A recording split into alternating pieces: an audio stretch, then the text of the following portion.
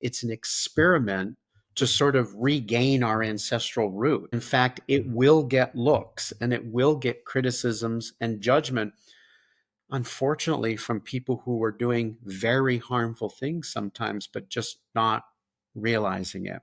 And I encourage people to go back to, if your child is sovereign, the way you will interact with them will change. And, I get criticism. It's like, oh, you do that sovereign thing, your child gets to do anything they want.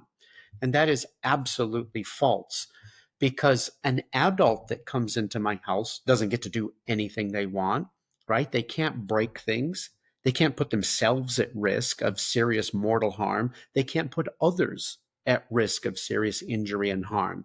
I would intervene in those cases, like I think any compassionate person would, and I would do the same for my child. But so long as we're outside of those bounds, I need to speak to them with respect and an understanding that they have a central nervous system that won't be fully mature until age 25.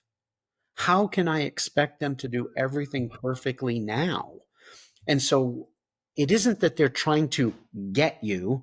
American parents are well known to believe that your children are in this power struggle with you, and the only way to succeed is to tamp that down with force. They're not. They're just learning how to interact. And if they're doing something really crazy, like, who did they learn it from? As a parent, you have near complete control who they interact with. This is on you, it's not on them, right? So as a parent, we need to take ownership that that behavior that's being expressed is partly, in this case, say, my fault. And if I want it fixed, I've got to, if I'm constantly yelling all the time when something doesn't go well, eventually my children are going to say, this is the way I'm supposed to respond, and they're going to do the same thing. And if you want them to act calmly, you have to role model that behavior. So sovereignty isn't you get to do anything you want. There are bounds to what normal human behavior when we're interacting with people is, and your children need to adhere to those, but they need to be led into that kindly and respectfully. Because let's face it, if an adult is acting really disrespectful in your home, you don't immediately go to hitting them.